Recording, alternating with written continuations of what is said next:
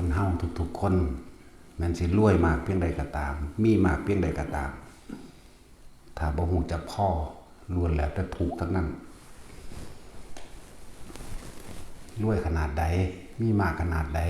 แต่ว่าถ้าบ่ฮู้จักคำว่าพ่อนั่นแหละกองทุกข์ของคนรวยเลยกองทุกข์ของคนมีเลยแต่คนเฮาถ้า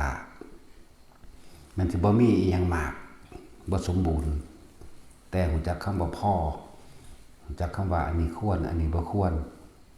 นั่นแหละคือคนที่มีความสุขนะเรียกว่าให้ทุกคนนั้นใส่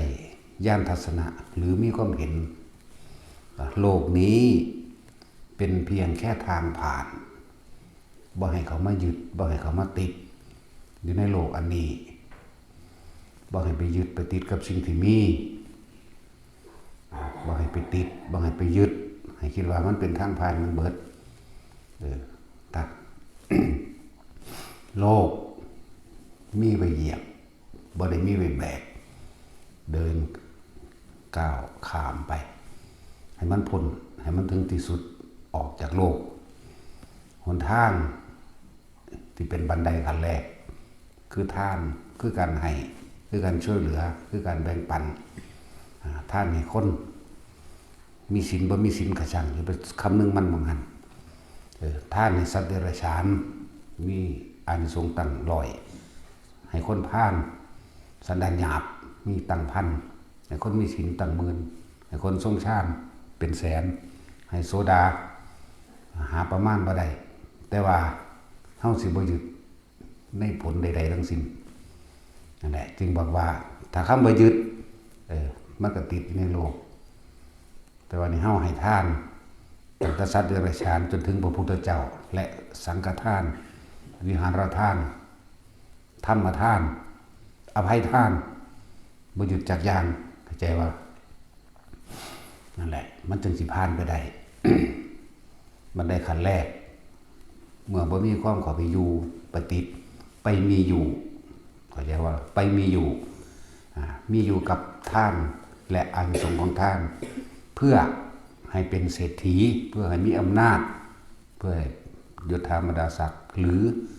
ท่านติดดีเพื่อให้คนยอมว่าตัวของเป็นคนดีนี่บ่ให้ติดบ่ให้มีอยู่บ่ให้มีอยู่ในใจเฮานี่แหละบ่ให้ไปติดไว้ในใจท่านที่เป็นบันไดขั้นแรกบันไดขั้นสองเฮาถึงมีความคิดเบิ่งบันไดขั้นแรกดีๆเด้อ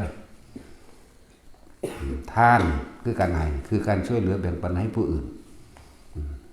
แต่ผ่านพ้นความทุกข์ยากลำบากไปได้แล้วก็บ่ได้หวังผลในทานบ่มีจิตผูกพันในผลในทานบ่ได้สังสมเพื่อการที่จะได้การที่จะมีการที่จะดีการที่จะเป็นนั่นบ่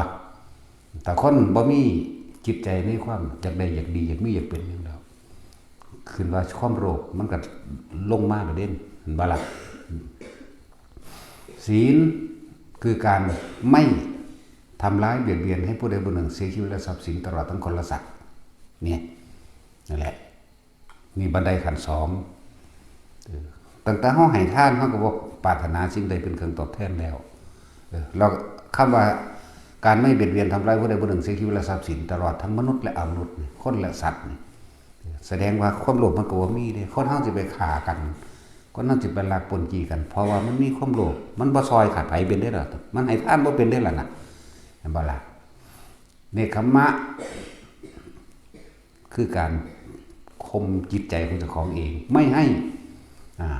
ไปข่มขืนบังคับข่มเหงจิตใจผู้อื่นเหมือนอย่างว่าบ่บังคับบ่ข่มเหงจิตใจผู้อื่นเลยเรียกว่าเนกขัมมะบังคับตัวเองคนเฮาโดยปกติแล้วชอบหรือพอใจยินดีพอใจในรูปในรสในกลิ่นในเสียงนั่นบ่ล่ะ คนเฮาที่ไปบังคับผู้อื่นก็พอใจในรูปในรสในกลิ่นในเสียงแต่วันนี้เฮาเห็นโทษนั่นบ่ล่ะเฮาเห็นโทษของมันโทษของเจ้าของเองที่พอใจในรูปร่างลักษณะท่าทางบุคคลนี้บังคับข่มขืนเอา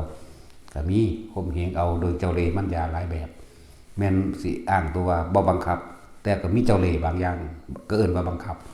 นี่เฮาหมายเอาบังคับใจไปเลยเพื่อให้ได้รูปมาก็ได้รสมากก็ได้กลิ่นมากก็ได้เสียงมาแต่นี่เฮาเห็นโทษในตัวเองเฮาเลยจึงไม่บังคับข่มเหงขืนใจผู้ใดเลยปัญญาบันไดขันธ์สี่ความรอบรู้ในสิ่งทั้งหลายทั้งปวงความรอบรู้ในกองสังขารความรอบรู้ในเครื่องปรุงแต่งเห็นตามความเป็นจริงกระทำสิ่งใดย่อมได้รับผลของการกระทำนั้นนี่เรียกว่าปัญญาเห็นหูแจ้งสัตว์โลกก็เป็นไปตามกรรมสัตว์ทั้งหลายเวียนว่ายตายเกิดก็เพราะว่ามีความคิดอย่างนี้คำพูดอย่างนี้กระทำอย่างนี้สัตว์ทั้งหลายไม่เวียนว่ายตายเกิดเพราะว่าบ่มีความอยากบ่มีความโลภจึงบ่บังคับข่มเหงไผเอาล่ะโลกิยะปัญญาก็ฮู้ปัญญาทั้งโลกมีแต่แข่งขันแย่งชิงโลกิยะปัญญาคิดคำนวณหาผิดหาถูกผลได้ผลเสียกำไรหรือขาดทุนล้วนแล้วแต่ให้สัตว์เวียนว่ายตายเกิดแต่ของนั่นแหละสัตว์ก็เลยยังมันผู้อื่นเด้โลกุตระปัญญาเพราะเหตุรู้เท่าทันความคิดของตัวเองไม่คิดนึกไม่ปรุงแต่งเห็นโทษแห่งความอยากแล้วว่าล่ะนี่โลกิยะปัญญาว่าปัญญาเมื่อเฮารู้แจ้งในบันไดขันธ์ที่1ที่2ที่3ที่4แล้วมันมารวบลงมาแล้วขั้นที่5คืออย่าง วิริยะมีความเพียรพยายามบากบั่นเข้าใจว่ามีความเพียรพยายามบากบั่นเพียรตะท่านเพียรตะศีลเพียรตะเนกขมะแล้วก็เพียรพยายามทำตนให้เป็นไปตามความจริงที่ของตั้งไว้จริงอย่างจริงออกจากโลกนี่ไว้เหยียบเป็นทางผ่านบ่ได้ไปยึดบ่ได้ไปแบกโลกนี้นั่นแหละถึงมีความเพียรพยายามที่จะทำตนให้พ้นออกจากโลกอันนี้ในความเพียรพยายามนั้นก็ต้องมีความอดความทนไปนำเพราะเป็นธรรมดาเมื่อมีผู้สร้างก็ย่อมมีผู้ทำลายผู้สร้างเฮาสร้างความดีเฮาสร้างคำว่าดีเนี่ยเฮาบ่ติดดีแต่ว่าโลกมันว่าดีเมื่อเฮาสร้างการช่วยเหลือแบ่งปันเรียกว่าความดีทั้งโลกภาษามันเมื่อมีผู้สร้างก็จะมีผู้ทำลายก็เลยต้องมีความอดทนเห็นปะล่ะอดทนเพราะเฮาฮู้เหตุผลแห่งกรรมแล้วผู้ใดทำกรรมใดย่อมได้รับผลของกรรมคือการกระทำของตัวเองนั่นสืบไปบ่มีสิ้นสุดก็แล้วกันนั่นแหละเฮาจึงมีความอดทนและเฮาต้องแทรกซ้อนเข้าไปด้วยปัญญาอย่างหนึ่งแทรกซ้อนเข้าไปคนที่มาทำลายให้เห็นว่านั่นแหละเรียกว่าผู้ช่วยที่ดีที่สุดเหมือนดูดังว่ายาบำรุงกำลัง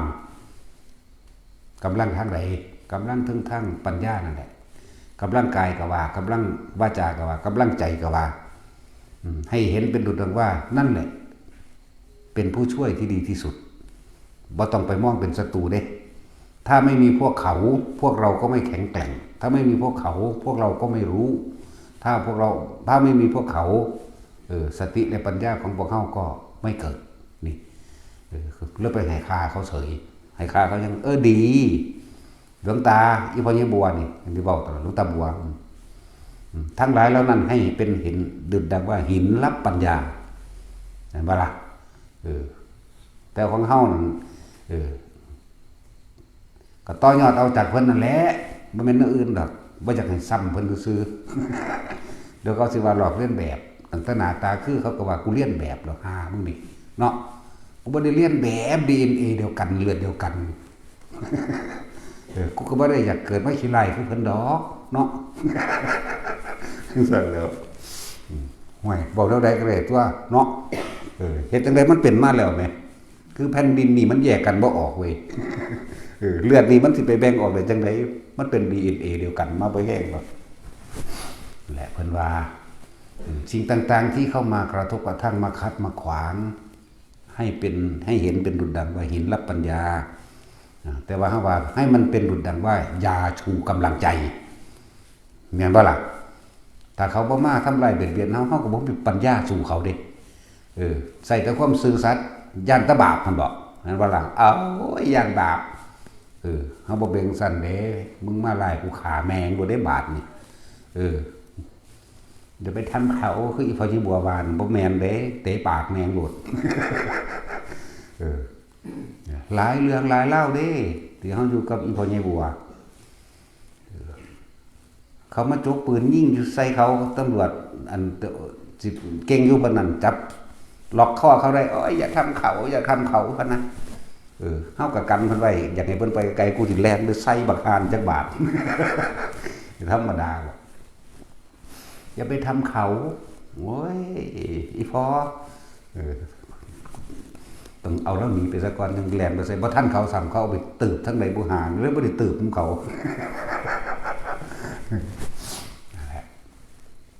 เพิ่นว่าให้เห็นเป็นดุจดังว่าหินรับปัญญาเฮาว่าให้เป็นดุจดังว่ายาชูกำลังเห็นเฮาเกิดมีกำลังกายก็หลายขึ้นเหมือนคนเฮาบ่แข็งแรงก็ออกกำลังกายนั่นเว้ยบำรุงร่างกาย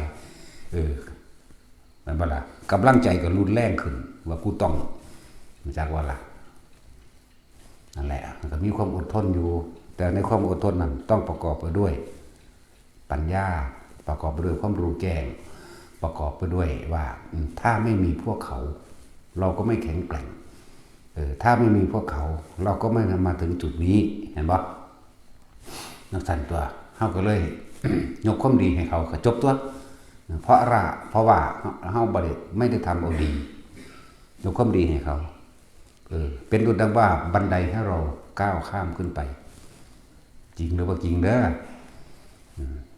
เดี๋ยวแต่ไผมันอันนี้เฮานี่เห็นว่านั่นแหละคือบันไดนั่นแหละคือหลังที่เขามาให้เราเหยียบขึ้นไปนั่นแหละคือหัวที่เราต้องเหยียบขึ้นไปเรียกว่าล่ะจัดเด็กนั่นแหละขันติก็ต้องมีความรู้ความเห็นตัวนี้แทรกเข้าไปนำคือปัญญานั่นเองนั่นแหละ ทานศีลเนกขมะปัญญาวิริยะขันติสัจจะหมายถึงว่าเฮารู้ความจริงของโลกสัจจะโลกิยะสัจจะคือสัตว์ทั้งหลายเมื่อตายเกิดเพราะว่ามีความโลภเพราะว่ามันยึดติดอยู่ในโลกโลกุตระสัจจะเพราะว่าเฮารู้คนที่ปล่อยโลกคนที่บ่มีคนที่บ่ติดอยู่ในโลกคนที่บ่อยากได้พ้นออกจากโลกได้เป็นที่สุดของโลกได้ความจริงไม่หลายๆอย่างเจอในเฮาหมายเอาความจริงในโลกบุคคลผู้ยึดติดอยู่ในโลกเรียกว่าโลกุตระสัจจะเพราะเขาบรรลุนั่นเองคืออวิชชาเป็นปัจจัยบังเกิดนั่นแหละมันบ่ล่ะพอสิ่งนี้มีพอมีความโลภพอมีสัญญาพอมีอารมณ์พอมีความรู้สึกเก่าๆเขาต้องคิดไปในทางดีแล้วก็ติดดีง่ายแต่คิดติดดีแล้วมันก็ติดชั่วคือกันนั่นแหละชั่วมันบ่อยากติดกับสร้างติดคือเก่านั่นแหละเพราะมันเป็นของติดกันเหมือนสุขกับทุกข์บ่มีผู้ใดพรากความทุกข์ออกจากความสุขได้เด้บ่มีผู้ใดตัดความทุกข์ออกจากความสุขได้เมื่อไรที่ยังมีความปรารถนาสุขอยู่แม้ท่านจะไม่ปรารถนาทุกข์ก็ตามทุกข์ก็ยังคงติดตามความสุขอยู่ดุจดังเงาเมื่อไรที่พวกท่านทั้งหลายวางสุขนั้นเสียไม่มีความปรารถนาในความสุขนั้นแล้วเข้าใจว่าล่ะทุกข์ไม่ต้องวางก็ได้มันจะพรากออกจากกันเองเพราะทุกคนสัตว์ที่เวียนว่ายตายเกิดเพราะความปรารถนาสุขนั่นเองนะบ่ล่ะจึงแสวงหาเพื่อให้เกิดความได้มาเมื่อได้มาแล้วก็เกิดความรักษาเมื่อรักษาเอาไว้ก็มีการทิ่มแทงซึ่งกันและกันดุจดังหอกคือปากที่แหลกนั่นบ่ครับเดี๋ยวไปใกล้ของกูได้พูดแต่จะว่าเรื่องเฮาเป็นบ้าเป็นสาวผู้สาวกูว่าซั่นเนาะนั่นแหละคือความบ่รู้เด้ว่าท่านได้กล้าบอกว่าเขาอยู่ผู้สาวกูล่ะนั่นเขาไปยึดเอาล่ะยึดทั้งความคิดเนาะสั่นแหละจังว่าความอดทนเฮาต้องมีความรู้สอดแทรกหรือปัญญาสอดแทรกเข้าไปด้วยกันนะอดทนเพื่อหยังถ้าบ่มีพวกเขานั่นนั่นแหละจังว่าคำว่าอดทนเพื่อหยังก็เพื่อที่เอาเขาเป็นบันไดเหยียบขึ้นไปเพื่อให้เขาถึงความจริงนั่นเองความจริงคือเฮานี่ต้องการบ่อยากยึดติดอยู่ในโลกบ่อยากติดอยู่ในโลกเพราะโลกนี้เอาไว้เหยียบเด้เนาะเฮาก็เหยียบคนในโลกตัวขึ้นไหมเนาะสั่นตัว เหยียบคนในโลกนั่นแหละพวกเขาติดในโลกแล้วเขาจึงเห็นจังสั่นเขาจึงมาขัดเขาจึงมาขวางนั่นแหละเฮาจึงเกิดปัญญาเฮาจึงเกิดการรู้แจ้งเห็นจริงตามความเป็นจริงคือว่าสัจจะบ่แม่นแค่คำเว้าอันนั้นเป็นแค่เรื่องแตกแขนงออกไปซื่อๆเด้คำว่าโอ้ยอย่าไปเสื่อมาเด้อบ่มีสัจจะนี่เป็นแค่บริวารของคำว่าสัจจะใหญ่ๆนี่ความจริงของโลกและความจริงของผู้ไม่ยึดติดอยู่ในโลกนี่แหละคำว่าสัจจะความจริงของผู้รู้แจ้งโลกอ่ะก็อริยสัจนั่นเองก็สัจจะบ่ล่ะแม่นบ่ล่ะ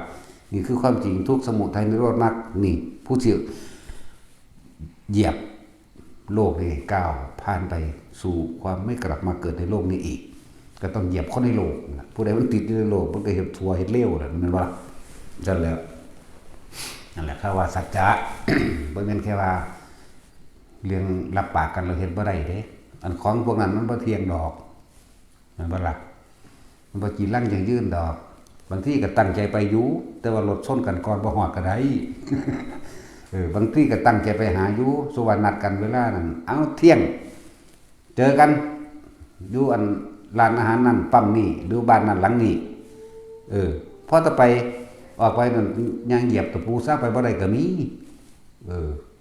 ยังไปอันของขาเจ้าของหัวลมฟาดพื้นตายก็มีนั่นแล้วมันสั่นแล้วนั่นแหละท่านจึงเอาสัจจะตัวใหญ่ๆนี่มาใส่เด้อโลกุตระสัจจะกับโลกิยะสัจจะผู้ที่อยู่เหนือโลกได้แล้วเหนืออารมณ์โลกเหนือปัญหาโลกบ่ยึดติดในโลกแล้วพวกนี้หรือรู้อริยสัจสี่รู้ปฏิจจสมุปบาทรวมอยู่ในคำว่าโลกุตระสัจส่วนโลกิยะสัจนี่แหละปรารถนาความสุขอยู่เมื่อไหร่มันก็เวียนว่ายตายเกิดอยู่เมื่อนั้นแหละแค่นี้ก็ได้เลยล่ะนั่นสั่นล่ะเมื่อท่านปรารถนาสุขคนเฮานี่เวลามันเป็นทุกข์มานี่มันจะตัดออกเลยเด้เห็นว่ามันจะผลักดันออกมันจะขับไสออกเดี๋ยวนี้เลยเด้เพื่อให้พ้นเพื่อบ่จะเห็นคือเฮาเป็นตาสั่งอีอันนั้นแหละบางอันนั้นแหละเนาะกูจะหนีจากมันหนีแล้วคือสิว่าพ้นที่บ่พ้นได้นั่นน่ะเพราะว่าเจ้าบ่ว่างที่ใจเจ้าแม่นว่าคิดถึงยามใดก็สั่งยามนั้นแหละผู้นึงอยู่อเมริกาผู้นึงอยู่ไทยเนาะกูสั่งมันนั่นไปเว้าถึงมันอยู่มันไปอยู่อเมริกาล่ะมันหนีบ่นั่นน่ะมันอยู่นำกันเด้นั่นบ่อยู่นำกันได้มันคิดถึงอยู่ตลอดหน้ามันก็พะวออยู่เนาะสั่นตัวสั่งรังเกียจก็เพราะว่าความรักความพอใจนั่นแหละเห็นบ่ล่ะมันเห็นบ่ให้ถูกใจมันเลยสั่ง ที่จริงแต่มันเห็นให้ถูกใจมันก็ฮักกันตัวมันก็รักมันก็พอใจกันตัวแม่นบ่ล่ะบัดนี้มันเห็นบ่ให้ถูกใจแน่นั่นแหละเหมือนกันแหละเมื่อท่านปรารถนาสุขความทุกข์แม้ท่านไม่ติดไม่ปรารถนาก็ช่างสิพักไสเพียงใดก็ช่างความทุกข์ก็ติดตามสุขกับทุกข์มันติดกันอยู่นั่นแหละหรือว่าคำว่าสัจจะ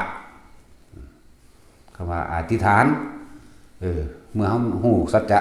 เมื่อเฮาฮู้ความจริงแบบนี้แล้วคำว่าอธิษฐานปารมีมันตั้งใจมุ่งมั่นสู่จุดหมายทานรู้ศีลรู้เนกขมะอยู่ปัญญาวิริยะขันติสัจจะอธิษฐานนะรู้ว่าตัวเองเฮ็ดหยังจุดหมายเดียวฉะนั้นเราจึงไม่คล้องอยู่กับโลกเราจึงไม่ติดอยู่กับโลกเราจึงไม่นำปัญหาของโลกให้มาค้างคาในหัวใจเราจึงเรียกว่าอธิษฐานบารมีตั้งใจมุ่งมั่นสู่จุดหมายด้วยทานด้วยศีลเนกขมะปัญญาวิริยะขันติสัจจะอธิษฐานเมตตาเบื่อ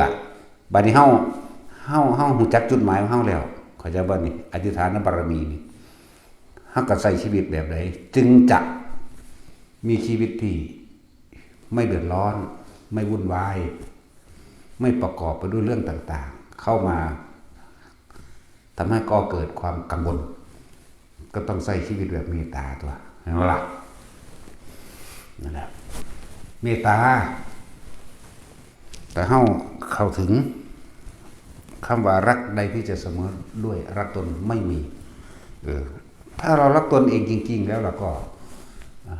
ก็จะไม่ทำร้ายใครเลยแม้กระทั่งคิดเห็นไหมจังนั่นแหละแต่ว่าการอยู่ร่วมกับสังคมมนุษย์เป็นสัตว์สังคมเข้าใจว่าล่ะก็ต้องอยู่อาศัยซึ่งกันและกันด้วย การให้ทานอาจจะว่าล่ะเรื่องว่าเมตตาอาศัยการให้ทานกับคนนั่นมั่งสัตว์นั่นมั่งหรือตามแล้วแต่เหตุปัจจัยหรือแล้วแต่เหตุการณ์ต่างๆที่เกิดขึ้นช่วยเหลือแบ่งปันไม่อิจฉาริษยาแน่ให้ทานเหมือนบัดนี้ก็เป็นเมตตาแล้วศีลก็คือบ่ไปทำลายเบียดเบียนผู้ใดเนี่ยมันก็ร่วมน้ำกันอยู่นี่ได้บัดนี้เข้าใจบ่ล่ะก็เป็นในเมตตาอยู่แล้วเมื่อมันมีเมตตาแล้วมันก็มีกรุณาไปว่าช่วยเหลือแบ่งปันมันก็มีมุทิตาไม่อิจฉาริษยาใครเลยแต่ว่าล่ะไม่อิจฉาริษยาใครยินดีด้วยกับบุคคลผู้กระทำความดีแต่ไม่ยินดีกับบุคคลผู้กระทำความร้ายแต่ว่าล่ะเพราะว่าอย่างตัวสุดท้ายมันเป็นอุเบกขาก็แยกแยะเอาตัวอุเบกขาหรือว่ามันเฉยเด้อุเบกขานี่ฟังดีๆเด้อสิ่งใดที่อุบัติขึ้นแล้วท่านจะวางกิจอย่างไรเด้เขาว่าอุเบกขาจากบ่หลักอุเบกมักอุนี่มาจากคำว่าอุปติคืออุบัติขึ้นเปกขานี่ท่านจะวางกิจอย่างไรนี่อุเบกขามาจากคำว่าสังขารนี่อุปติเนคขมะได้เรามาจากคำว่าเปกขานี่จากบ่นี่จังมาเป็นสังขารนี่แม่สอนบาลีได้บัดนี่มาทับซับให้ได้นี่จากบ่นี่ตัวเลยว่าอุเบกขาสิ่งที่อุบัติขึ้นต่อหน้าต่อตาพวกท่านทั้งหลายคือสังขารมันเกิดต่างๆเรื่องเล่าต่างๆมันเกิดบ่เรื่องเล่าต่างๆมันเกิดท่านจะวางจิตให้เป็นอย่างไรจึงจะชื่อว่าเป็นกลางแต่ว่าล่ะบางนี้ก็ว่าอันนี้ควรอันนี้ไม่ควรก็สิ่งใดที่เป็นไปเพื่อทำให้ผู้อื่นเดือดร้อนเราก็ไม่ทำเพราะห้ามได้ก็ห้ามไปแต่ว่าว่างใจเป็นกลางบ่มีอคติเข้าข้างคุณเข้าข้างพี่นั่นแหละคำว่าอุเบกขาเป็นตัวสุดท้ายมั้งบ่ท่านศีลเนคขมะปัญญาวิริยะขันติสัจจะอธิฐานะเมตตาอุเบกขาคืออย่างปล่อยว่างแต่ว่าล่ะแต่ว่าขณะที่มีชีวิตอยู่มันปล่อยว่าอะไรหรอเพราะมันอยู่รวมกันเนาะมันปล่อยตรงนี้จากว่ามันปล่อยตรงไม่ยึดมั่นถือมั่นแต่ว่าเฮ็ดจังใดมันสิอันนี้ควรอันนี้ไม่ควรมีทั้งหากล่ะบ่แม่นว่างปล่อยปละละเลยแบบเฉยเด็กน้อยนี่ตกน้ำร้อยปอมๆอยู่กูอุเบกขาแล้วบ่แม่นแนวนั้นเด้เนาะมันก็ขาดเมตตาตัวเห็นว่าซั่นมันก็ขาดกรุณาอีกแน่จังซั่นเลยตัวนั้นอุเบกขาเอาแต่อุเบกขาแนวนั้นนะนั่นแหละอุเบกขาก็คือตัวปัญญาชัดๆหลังจากบ่ล่ะอุเบกขาก็คือปัญญาชัดๆนั่นแหละทำทั้งเบิดทั้งมวลร่วมแล้ว10อย่างเป็นหนึ่งเดียวได้แต่ว่าล่ะหนึ่งเดียวอยู่ใส่หนึ่งเดียวอยู่ที่จิตเท่านี้เองร่วมกันแล้วคือก่อนทำก่อนจิตก่อนใจเท่านี้แหละที่เป็นก่อนใดอีกนะเพราะว่ามันออกจากนี้เบิดเด้ออกจากความรู้สึกนึกคิดทั้งเบิดเลยเดินใจก็ว่าจิตก็ว่าซื้อมันซื้อดอกนั้นมันสิซื้อว่าแมงยังไงก็สร้างดอกเนาะเข้าใจว่าล่ะจะเป็นบ้าน้ำซับน้ำเสียงมันหลายเนาะอะไรซื้อวางได้ก็สร้างแมงตัวเนาะผู้ที่อยู่เหนือธรรมไม่มีชื่อไม่ปรากฏนามเข้าใจว่าล่ะโอ้บอกถึงระดับนั้นเลยก็เพราะกระจอนี่ผู้ฟังนี่ก็เลยอย่าไปเว้าสูงหลายอย่าไปเว้าถึงสิ่งที่มันบ่มีหลายเนาะจากบ่สิ่งที่มันบ่มีนิพพานบ่มีเด้เนาะโอ้ตายแล้วบัดนี้ผู้อันระดับควายๆนี่ฟังออกบ่เนาะบ่ก็สร้างแมงเด้เนาะเดี๋ยวแต่หีแมงเด้มันสิไปออกอยู่บนน้ำท้องแม่ท้องพองทางใดก็ไปเนาะนั่นแหละนั่นแหละแต่ที่ว่าเรื่องของปรมาจารย์ตักเมาเนาะคือกษัตริย์ฮ่องเต้ถามพระมีไหมไม่มีพระนิพพานพระอรหันต์มีในโลกนี้ไม่มีท่านรู้ไหมว่าท่านเป็นใครไม่รู้เพิ่นก็ว่าเพิ่นบอกน้ำพ้นบ้าว่าซานเจ้าของหันบ้าเนาะโตจักอันฮ่องเต้นั่นน่ะบ้า พิ่นไปเว้าอวดว่าผมนี่อุปถากอุปถัมภ์ภิกษุสามเณรตลอดทั้งการสร้างวัดมานี่มากมายจนนับไม่ได้ให้ข้าวให้น้ำช่วยเหลือแบ่งปันแล้วก็สร้างเจดีย์นั้นมากมายผมได้บุญไหมเวลาไม่ได้ศูนย์ได้บัดนี้เนาะก็มันเฮ็ดเอาดีมันก็ศูนย์ต้นจากให้คนยองว่าดีนะนั่นบ่ล่ะเฮาก็ว่าบ่ได้คือกันหมดแล้วเฮาก็บ่ได้ดอกเพราะว่าหยังได้บุญบ่เพิ่นถามมันบ่ฮู้จักบุญไหมบุญคือหยังบุญคือความสงบบ่แม่นความวุ่นวายได้บุญแม่นว่าล่ะมันก็ว่าบ่ได้เฮ็ดเวลาไปให้ท่านเพิ่นไปสร้างวัดโอ้เป็น100กว่าวัดพุ่นเด้ห้องเตนั่นสร้างวัดเป็น100กว่าวัดแล้วก็ส่งข้าวส่งน้ำดูแลอุปถากอุปถัมภ์รักษาภิกษุไข้ผู้สูงวัยสารพัดเฮ็ดปัดทุกอย่างนั่นแหละผมได้บุญไหมเฮาก็ว่าบ่ได้แม่นบ่สัตว์เพราะเจ้าบ่สงบเลยเพราะเจ้าปรารถนาเจ้าจากหนึ่งอันดับตัวแรกอยากให้คนยกย่องตัวเองว่าตัวเองเป็นคนดีว่าเป็นคนบุญแม่นบ่ล่ะแน่บุญไหว้ล่ะแล้วก็พุ่นไปปรารถนาสวรรค์อีกเบื้องต้นน่ะผมเข้าใจว่าผมทำในเช่นนี้แล้วผมจะได้ไปสวรรค์นะนั่นบ่ล่ะสงบบ่เดี๋ยวนี้บุญคือความสงบเด้ปุญญะนี่บุญคือความสงบน้อมไปเป็นเหตุแห่งปัญญาคือปล่อยวางเท่านั้นเด้ปัญญาเฮานั่นบ่ล่ะปัญญานั่นดอกแต่ว่าไม่ได้พระอรหันต์มีไหมอยู่ในโลกไม่มีเนาะไปถามมึงแม่ผู้ใดสิเพิ่นว่าเพิ่นเป็นเดี๋ยวนี้มันซั่นแล้วไปถามต่อหน้าเพิ่นตรงๆมันจะเป็นอรหันต์บ่แล้วเนาะจัดว่าจังว่าอย่างนี้แล้วคนทำบุญ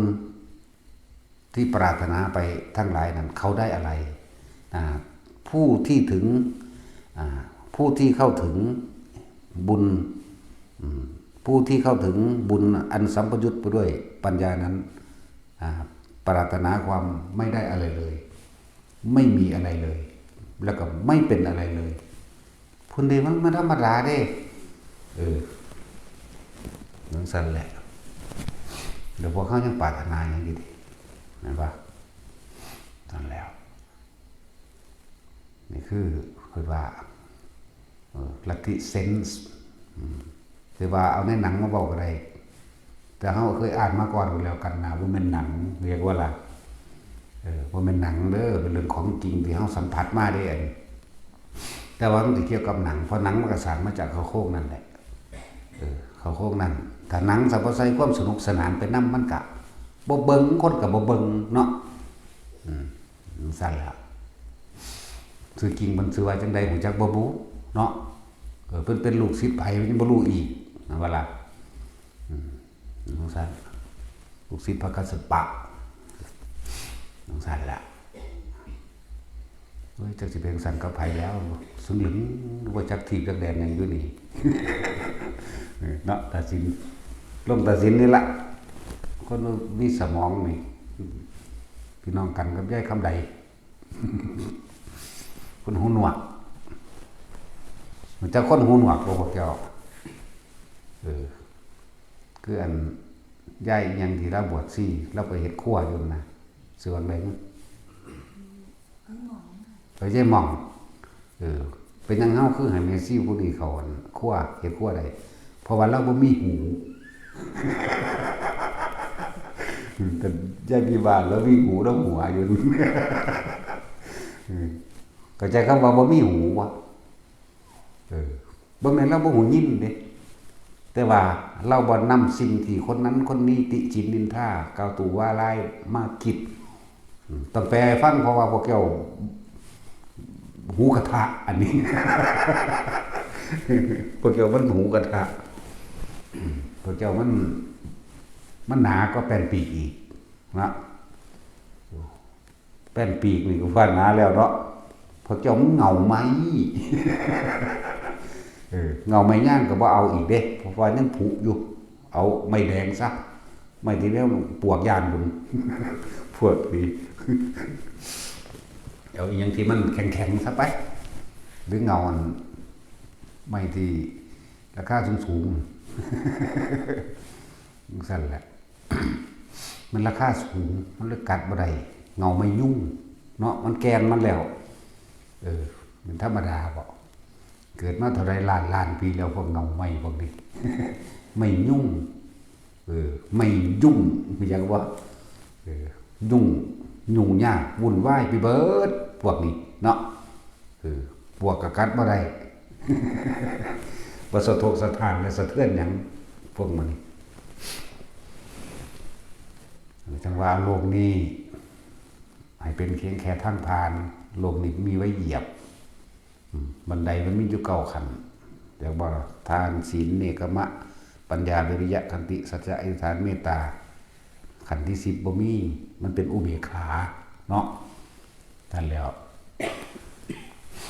เฮ็ดเอาหยังล่ะนี่ที่พากันมาฟังอยู่นี่ฟังเอาหยังปฏิบัติเอาหยังเพื่อหยังเป็นหยังเข้าใจว่าหลับสิเอาหยังให้คนย่องบ่ให้คนย่องว่ากูเฮ็ดดีบ่กูสวดมันเก่งบ่เนาะเฮ็ดเอาเมื่อยบ่เวลาคนอันนั้นอันนี้ว่าไงบ่จักบ่กูเมื่อยเนาะนี่แล้วคือเฮ็ดครัวเลยโอ้ยให้เอารถเมื่อยว่าเด้เนาะเฮ็ดเอาเมื่อยเฮ็ดเอาเมื่อยแต่ก็เฮ็ดเอาว่าผู้นั้นดีๆจะไปเฮ็ดน้ำมันไหนนั่นมันบ่ฟื้นหมู่เด้ได้ก็ลงตะกูบ่ดีว่าเด้แสดงว่าเฮ็ดเอาดีเนาะใช่มาเฮ็ดเอาหยังอยู่นี่นั่นแหละมาภาวนาเอาหยังให้มันได้หยังให้มันเป็นหยังบ่ได้ให้ได้หยังเด้บ่ได้ให้เป็นหยังเด้ความหมายทั้งเบิดนี่บ่ให้มีหยังติดค้างคาอยู่ในใจบัดใดขั้นแรกทานนั่นเด้เอาคือว่าทานคือบ่หวังสิ่งใดตอบแทนในความหมายเฮาไม่หวังสิ่งใดตอบแทนเด้แม้แต่คำขอบคุณเฮาก็บ่ว่าจังซั่นแล้วก็สิเฮ็ดเอาหยังซั่นน่ะแค่ว่าขอบใจหลายๆเด้อเฮาก็ยังบ่เอาเนาะแล้วก็แล้วกันตัวเฮาบ่ได้เอามาใส่ใจไว้ผู้นั้นย่องกูว่าดีบ่ว่าเด้แล้วก็แล่นไปหาตาผู้นั้นเด้บัดนี้อยากไปให้เขาว่าดีเอาหน้าซั่นตัวทานเฮาก็บ่เอาแล้วบันไดแรกศีลเฮาก็หมายความว่าบ่เบียดเบียนผู้ใดอีกแล้วนะเฮ็ดซื่อๆเด้เฮ็ดไปซื่อๆเด้อซอยเหลือผู้นั้นผู้นี้ก็เป็นแค่ทรัพย์โลกบ่ซอยเหลือไผแล้วกูซอยเหลือตัวกูเองนี่แหละแม่นบ่ซั่นทำร้ายเขาก็คือทำร้ายตัวเราเองช่วยเหลือเขานั่นแหละการทำตนเป็นที่พึ่งของตนก็ดีเห็นบ่ล่ะคือการได้ช่วยเหลือแบ่งปันผู้อื่นแน่ก็ช่วยตัวเองพวกเขาได้นั่นน่ะจังซั่นตัวนั่นแหละถ้าบ่เว้าจังซี่ก็บ่จักหยังเนาะเลยต้องเว้าผมปึกมันปองสิมานั่งอยู่นี่บ่เนาะภาษีจังซั่นล่ะทันปองมันก็ว่างตัวมันฆ่าปึกนี่แหละเวลาถึงดาสันดานปึกจะเครียดเด้แต่เครียดก็คือบอกให้ไปผูกคอตายถ้าปองมันสิมาเกิดหยังมันก็หลุดรอดปองไปตัวปองน่ะมันว่างเนาะซั่นตัวนั่นแหละบันได9ขั้นสุดท้ายเป็นศูนย์ไม่มีอะไรว่างเปล่าขาดออกจากความมีและความเป็นสุญญตา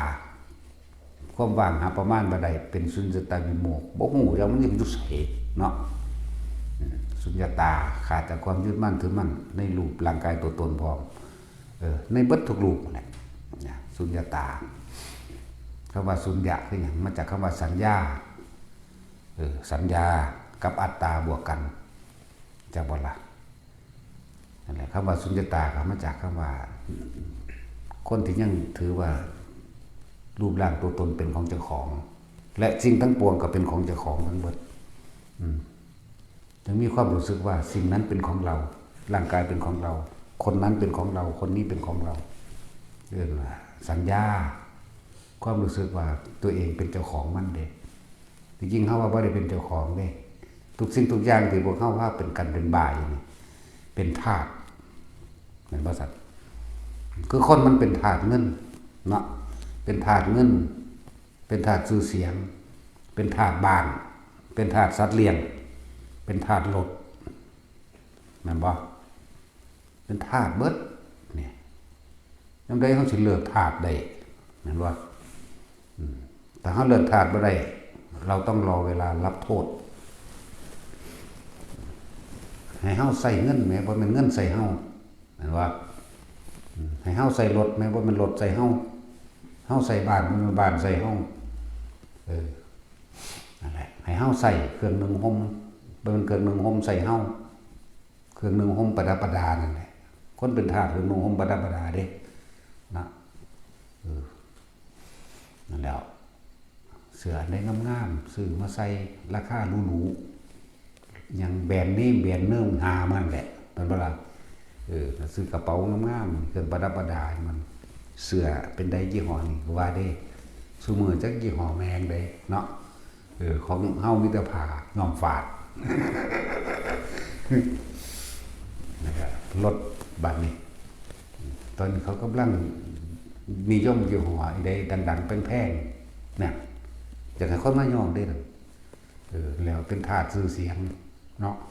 เป็นทาสความมักย้อมมัก2มัก3มันสั่นตัวเป็นทาสชื่อเสียงก็เป็นได้คนมันสั่นแล้วรอเวลารับโทษทั้งนั้นแหละถ้าผู้ใดบ่ยอมผู้ใดมาดูถูกเอาแล้วนั่นล่ะโทษเกิดได้บาดนี่โทษมันดูถูกกูเขาว่าได้เอาเขาดูถูกแล้วเป็นหยังก็บ่ยอมรับเนาะก็ดีก็เขาดูผิดตัวมันสั่นแล้วนั่นแหละแต่คิดว่าพวกเฮาเป็นเจ้าของสิ่งใดเด้อจริงๆเฮาเป็นทาสมันรอเวลารับโทษแม้แต่ร่างกายเจ้าของเฮาก็เป็นทาสมันรอเวลารับโทษตอนนั้นอาหารนี่ดีแซ่บเฮ็ดให้ยังอ่อนเยาว์ชะลอความชราเด้ชะลอความแก่เขาก็ยังเขียนอยู่ว่าชะลอความแก่อยู่มันก็แก่คือเก่าเด้นั่นชะลอกันเลยเนาะนั่นแล้วขนาดอาหารนึงเอาเข้ามาประดับชื่อเสียงแบบประดับยศตัวเองได้เด้แม่นว่าเดี๋ยวนี้เขานิยมอย่างที่แพงที่สุดนะเขาก็บอกฮู้จักมันคือขัวหนูเดี๋ยวก็แล้วได้เฮานี่ เนาะแต่สินแล้วมันเศร้าเป็นขัวหนูเด้แต่สินฮู้จักว่าเจ้าออมบาง ลาบบางลาบกระแทใช่แล้วคุยกันกับหลวงตาลักสอนแซ่บบ่อันลาบบางแซ่บอยู่เพิ่นว่าตลักยันพี่ขี้เกียจเอาลาบางอีหลีเนาะลงตลักบางโตนเนาะแซ่บเลยเนาะหัวเลยตลักเพิ่นก็ชอบมาตักคือกันเด้อนั่งใกล้ๆตักยังก็หลายแท้หนูว่าเด้ตักนำพอดีถึก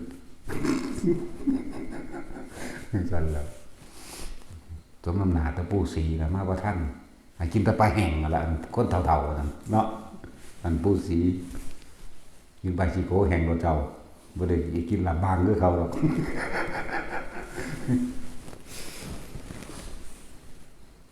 นั่นแหละพวกเขาเป็นทาสมันร่างกายนี่แนวใดแสบแนวใดเข้าใจว่ามันสิบำรุงร่างกายชะลอความแก่หรือเฮ็ดให้เป็นหนุ่มหรือเพิ่มพลังทางเพศซื้อมาให้มันกินแม่นบ่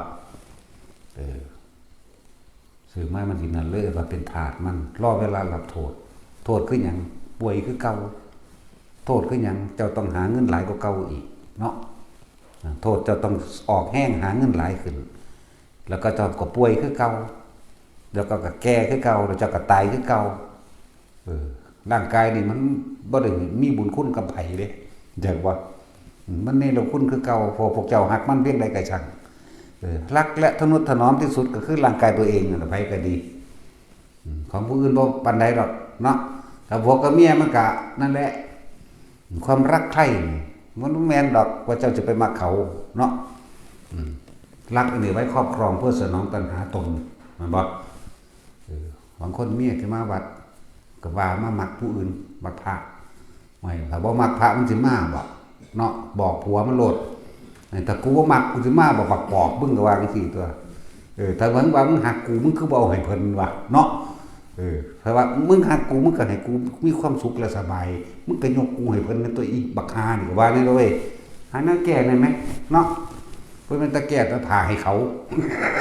บ่แม่นแก้เอาอ่อนเอาซะก่อนสันจังไปเสร็จแล้วมันธรรมดาเด้เขาบ่ได้มักพวกเจ้าดอกทั้งผู้หญิงผู้ชายเขาหักเจ้าของเองความรักของคนทั้งโลกมันเป็นแบบนั้น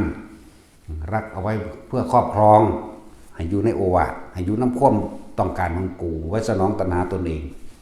นั่นแหละเป็นสั้นก็เลยว่าก็เข้านั่นน่ะเป็นธาตุร่างกายก็ว่าปานผมมันงอกหาน้ำมายอมได้ว่านี่มันบ่สั่น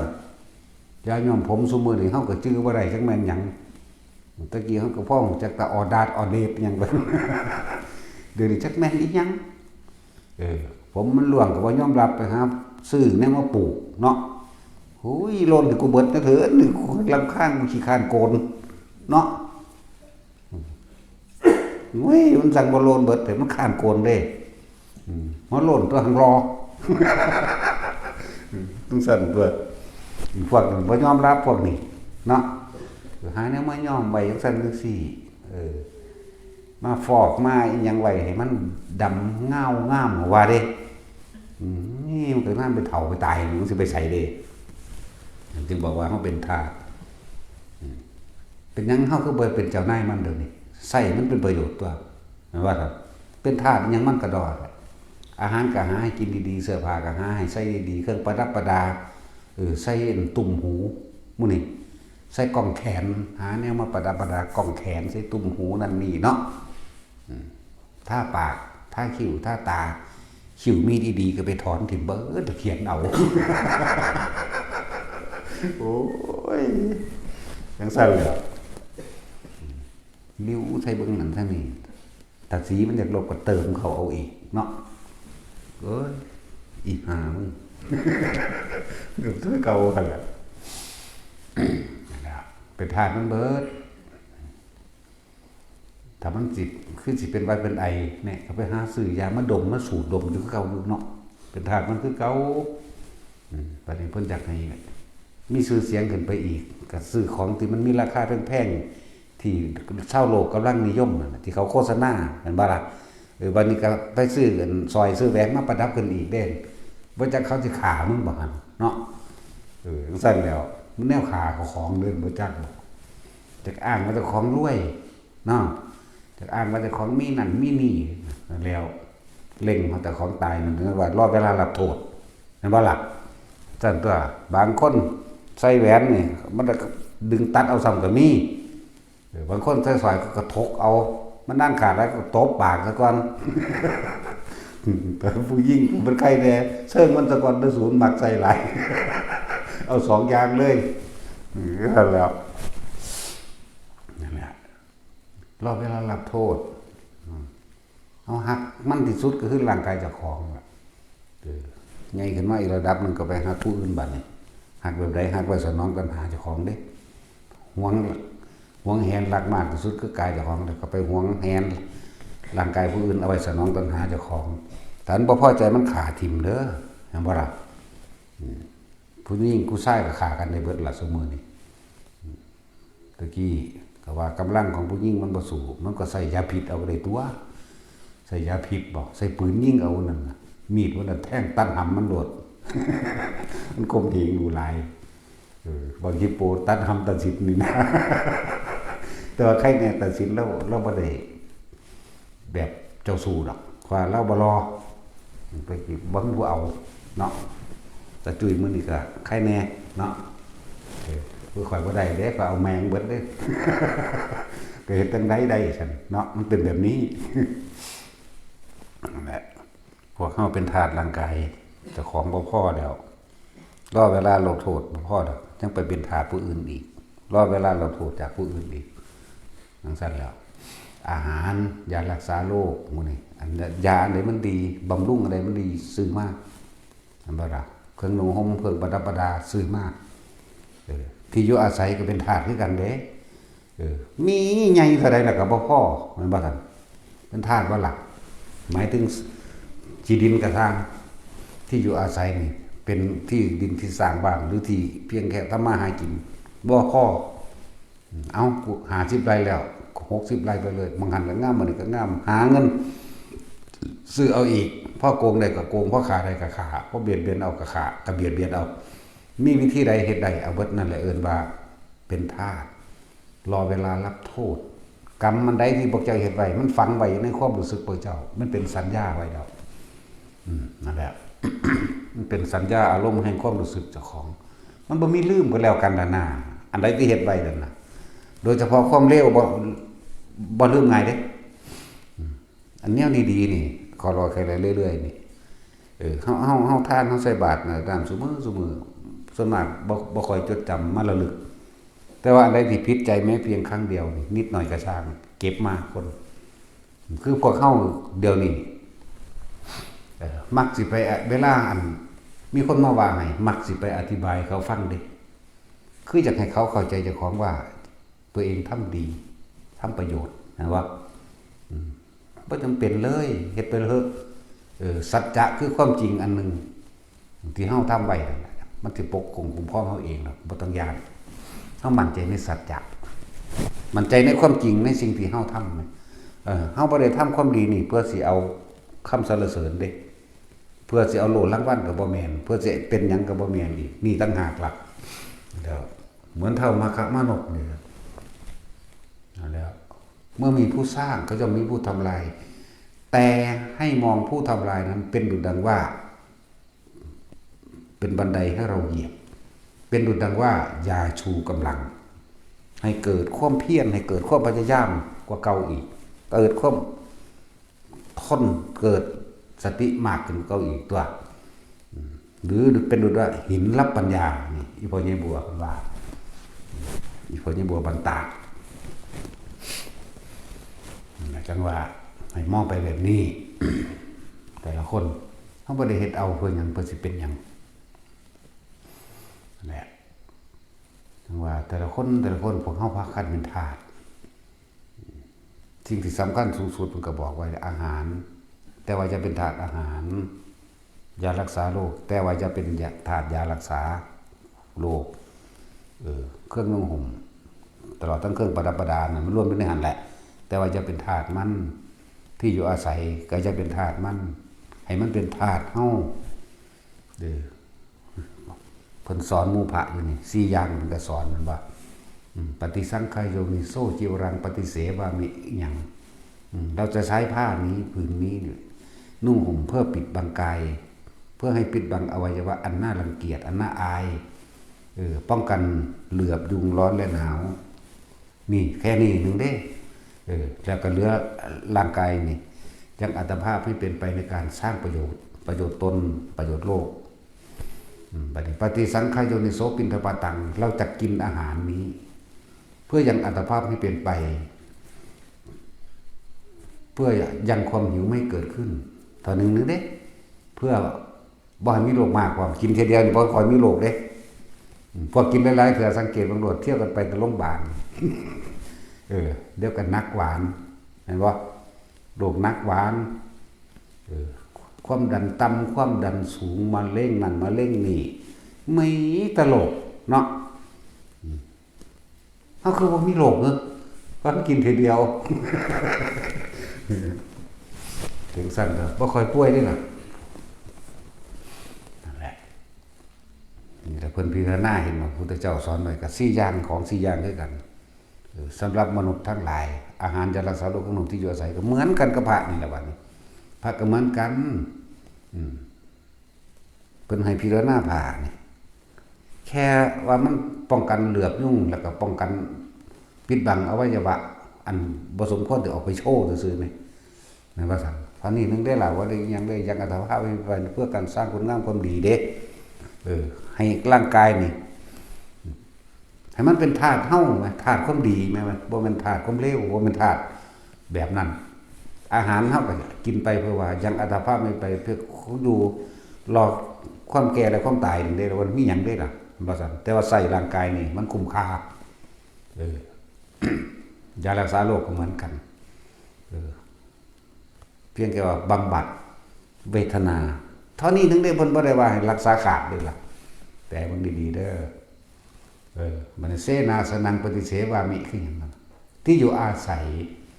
ยเสนาสนะนี่ที่มีเครื่องมุงและเครื่องบังต่างๆนี่เพื่อลบแดดฝนร้อนและหนาวตลอดตั้งสัตว์พิษทั้งหลายเท่านั้นนึงได้ล่ะเพื่อยังอัตภาพให้เป็นไปในการ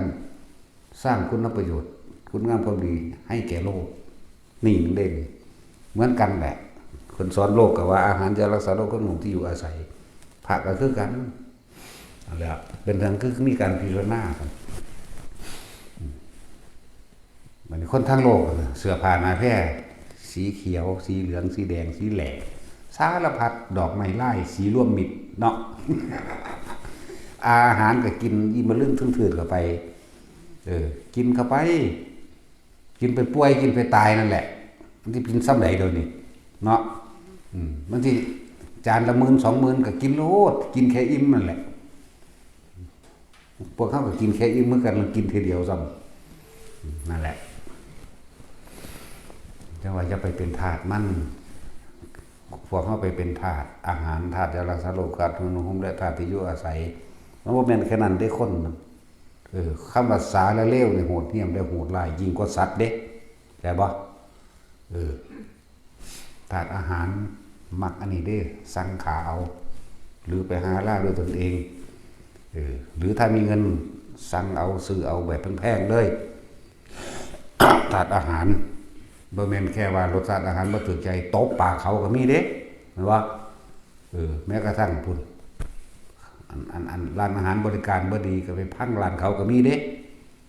สารพัดหลายอย่างนั่นแหละมันพวกเขามันเป็นทาสแต่ผู้ใดมีเห็นความจริงแล้วมีธรรมหูสัตว์โลกมันไปตามกรรมหูว่าเฮ็ดสิ่งใดไว้ก็ไปสิ่งนั้นสิ่งทั้งหลายเราสิเป็นทาสเฮาสิใส่มันเป็นประโยชน์เฮาสิเยาะเย้ยสังสารวัฏอันนี้หัวเราะกิเลสวัฏกรรมวัฏเฮาบ่เฮ็ดแล้วเข้าใจบ่วิบากวัฏมันสิมาจากไสก็บ่ได้ไปรับหยังเด้ล่ะถ้าคนเฮาเบิดกิเลสสิ้นกิเลสแล้วมันว่าซั่นจริงเราใครแล้วนั่นเลยเกิดกลายเป็นว่าเป็นเครื่องแนะนำทางให้บุคคลผู้อื่นได้กระทำตามเขาจึงใส่สิ่งทั้งหลายเหล่านั้นเป็นธาตุธรรมเป็นธาตุให้เขาสู่จุดสูงสุดคือความปล่อยวางนั่นเองจึงบอกแต่ละคนเด้อตัวแรกฐานที่ท่านพุทธบาทถ้ามันโอนเป็นสตางค์ได้ก็โอนสตางค์ก็ได้เด้อจังบ่เสียดายเนาะโอนหลวงพ่อมนกนี่1 สตางค์โอนมันโอนได้โอนโลดบ่ว่าเลยหรือครึ่งก็เอานี่แหละให้หัดสละความเห็นแก่ตัวออกโดยบ่ไปหวังสิ่งใดตอบแทนเฮ็ดทีละหน่อยซะก่อนแต่เฮ็ดหลายบ่ได้มันเสียดายเนาะนั่นแหละเฮ็ดทีละน้อยแล้วนะเกิดความเคยชินไปเรื่อยๆจนทำไม่บ่อยทำไม่มากทำไม่ชินทำให้เป็นดุจดังยานบัดนี้มันก็ปัตตานีอย่างปุ๊บกูจะคือจากทางแท้โลดก็ทำหน่อยซะก่อนเห็นบ่ล่ะมันก็คอยชินเข้าไปสู่ทางความปล่อยวางของเจ้าของเองตะว่างขาดออกจากความเป็นเจ้าของทุกสิ่งเฮาบ่ได้เป็นเจ้าของหยังเด้อเฮาเป็นทาสมันเบิดนั่นบ่ล่ะ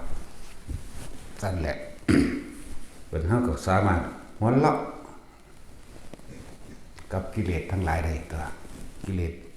บ่อาจสามารถทำลายเฮาได้หรอกหัวเราะกิเลสวัฏ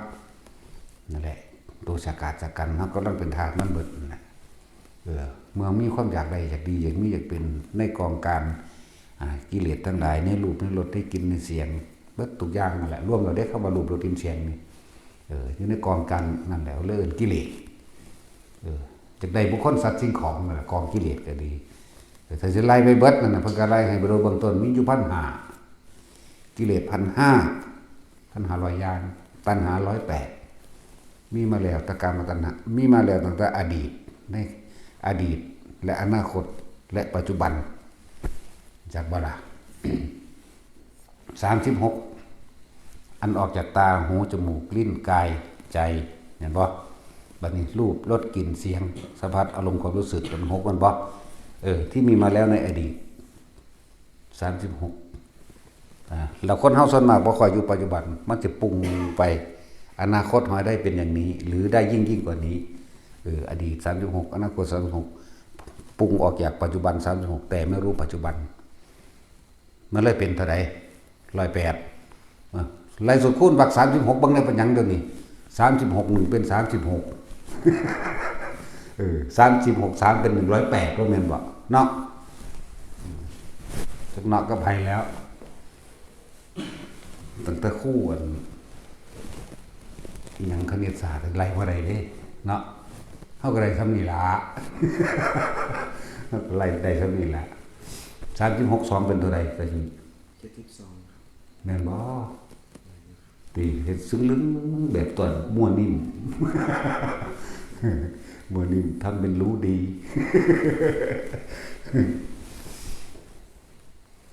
ถ้ามันผิดมากจังขอโทษเมื่อภายหลังพวกนี้เนาะมองดูดีๆมีใครบางคนเข้ามาปะปนสั่นแล้ว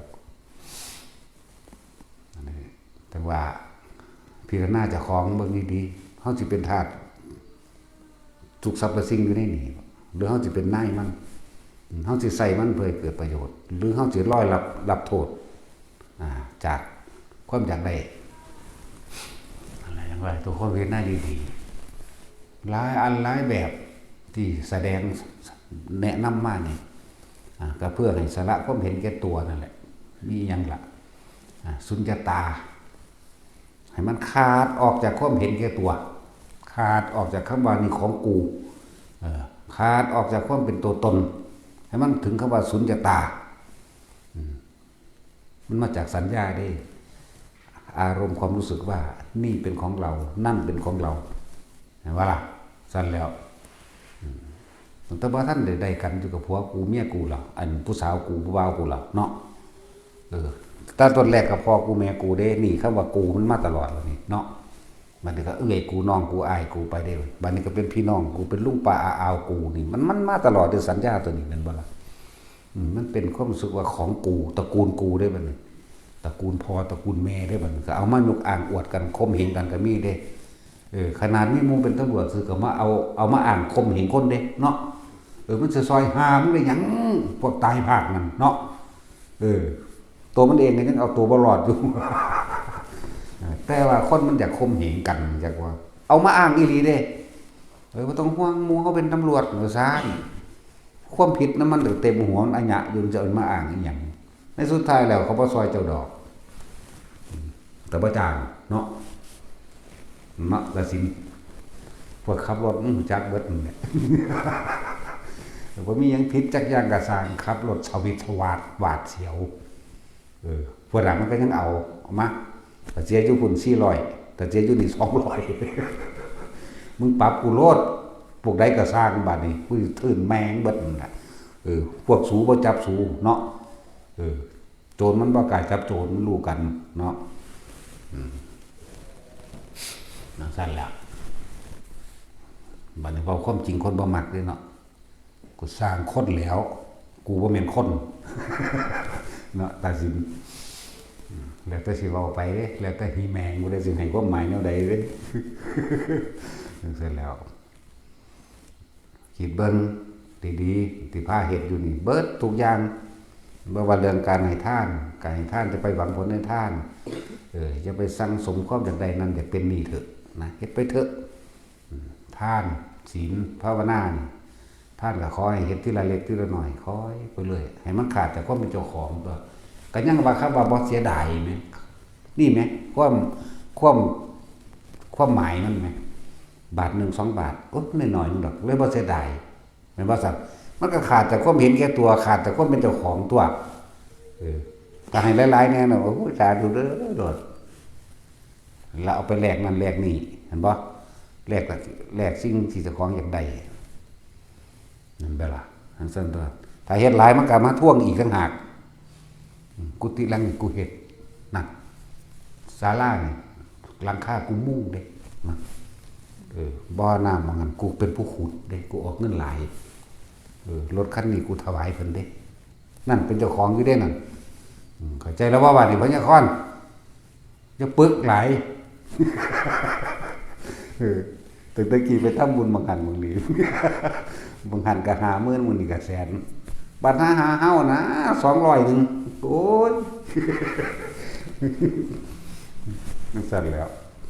เพราะว่าพวกนั้นบ่ได้ไปท่านเด้บ่ได้ไปขาดหรอกก็เป็นเจ้าของพวกนั้นไปทำท่านเพิ่มทุกข์แต่ว่าอ้างว่าบุญก็เลยบอกว่าทำท่านเพิ่มทุกข์ทำบุญเพิ่มบาปได้พวกนี้บ่รู้จักละเนาะเขาพาไปรอดอีหยังรอดงูก็ไปรอดน้ำขาวเบิ่งด้วยนั่นน่ะพญานาคเขาซั่นงูรอดท้องสร้างกูก็รอดเพราะอย่างกูอยากรวยเขาบอกให้ท่าสีชมพูก็ท่าเขาบอกให้เฮ็ดเท่าใดก็เฮ็ดโอ้ยสิมันความโลภมันบังตานั่นแหละความเป็นเจ้าของนั่นบ่เฮ็ดเบิดแต่ว่าถ้าเฮาทานทีละเล็กทีละหน่อยเฮาสิบ่เสียดายเฮาสิบ่เป็นเจ้าของมันบ่อยมากชินในการให้แล้วไม่หวังผลในการให้บ่ก็บ่ไปอ้างไผพร้อมเด้ตั้งแต่กี้อ้างเด้มันว่าซั่นอ้างจนว่าเกิดว่ามีชื่อเสียงพุ่นเด้พอหยังเขาได้นำเขาแล้วโอ้ยตาค้อนเด้อเป็นเจ้าภาพกฐินให้แน่เป็นกฐาป้าให้แน่เป็นเจ้าภาพงานนั้นงานนี้ให้โอ้ยยังตามกูก็สัตว์ที่ละ5,000พุ่นแล้วสำงานแต่งงานนี่เฒ่าแก่ใหญ่เขาก็แก้ไปแก้มาอยู่สมนั่นน่ะแก้ไปใส่หนี้ธนาคารนั่นแหละพวกทำบุญเอานาจากบ่ล่ะสิใส่นาฬิกางามๆใส่สูทนั่นเด้ใส่รองเท้าขัดมันเดินถึงมันขัดเบิดบ่ได้ขัดมันดอกเด้อันจริงที่เฮ็ดมาน่ะถึงมันขัดขึ้นบัดนี้โอ้ยบ่ได้อยู่ได้เศร้านั่นแหละเป็นนั้นคือให้ทานทีละหน่อยเพราะว่าเฮาบ่ได้เป็นเจ้าของทานกูทำบุญได้บาทนึงก็บ่มีผู้ใดกล้าไปอ้างเด้มันหน่อยอยากอายเขามันเลยเป็นความบ่เป็นเจ้าของในตัว5 บาท10 บาทไปเรื่อยได้บาทจากบาทนึงแล้วก็เสยนั่นมันได้บุญล่ะสงบล่ะอันพวกท่านหลายๆบ่ได้บุญเด้มันจะเอาไปอ้างคนเนาะเอาไปอ้างอีหลีเด้พอเล็กมาน้อยมึงนั่นเขามาเอาที่แสนได้จานคือว่าได้เพิ่นว่านั่นก็คือกันนั่นแหละยังก็ให้เขายันแต่บ่ได้บุญยันแต่เขาบ่ยอมว่าแต่ของดีเอาไปมาแล้วเขาเอาฟรีนี่บัดนี้เสียดายขึ้นคือกันนั่นแหละครับหมู่นี้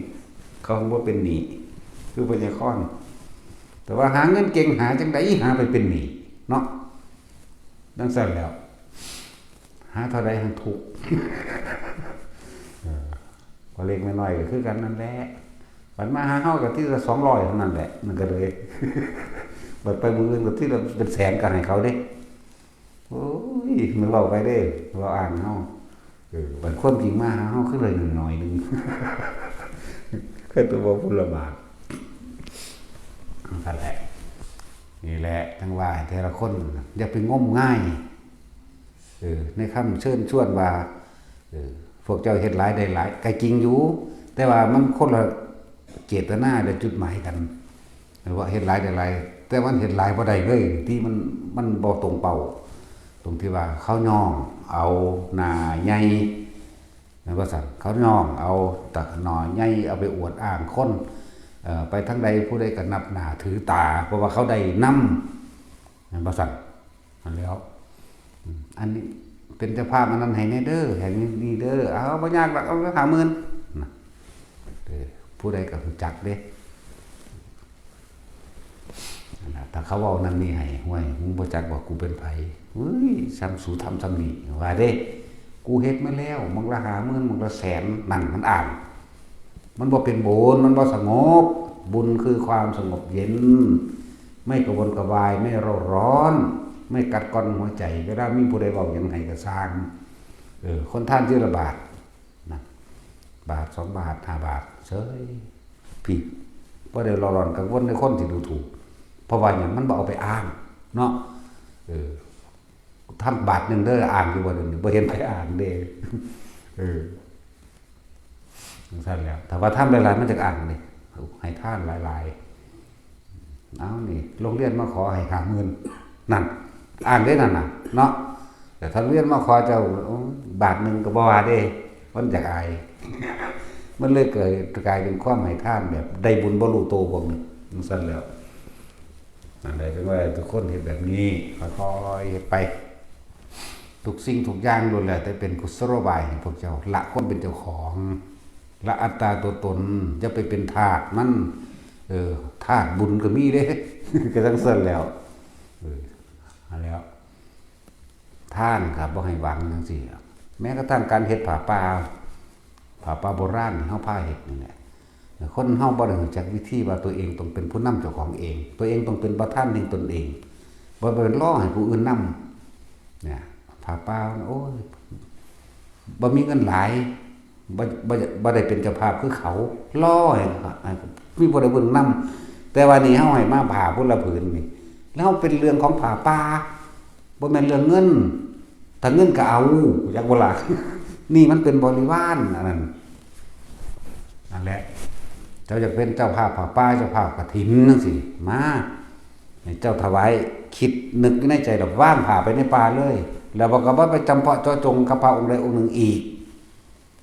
เป็นผู้นำตนเองผ้าอาบน้ำพื้นนึงผ้าขนหนูพื้นนึงหรือผ้าหยังก็ได้ผ้าขาว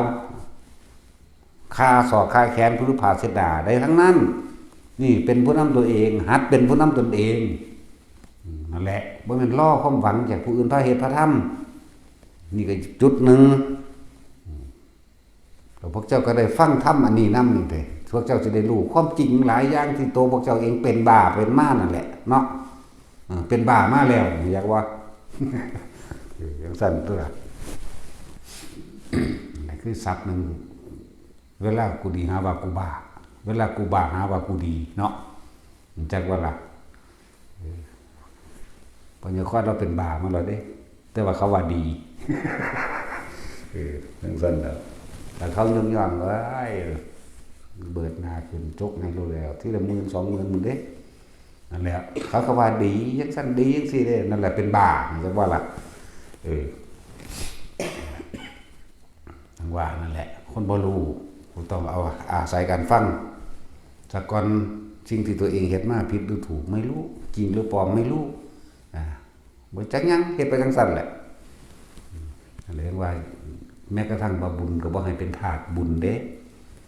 อยากว่าล่ะบ่ให้เป็นทาสมันให้มันเป็นบันไดเป็นบันไดก้าวย่างเหยียบเข้าไปสู่ความว่างว่างสัญญาอารมณ์ความรู้สึกเก่าๆที่เคยเป็นเจ้าของสิ่งนั้นที่เคยเป็นเจ้าของสิ่งนี้ชื่อเสียงแม้กระทั่งว่าบุญก็ยังเอาไปอ่านหมู่มันเลยบ่แม่นบุญมันบ่สงบเลยว่าบ่ให้ไปเป็นทาสรอเวลารับโทษนั่นแหละเอาสมาทาน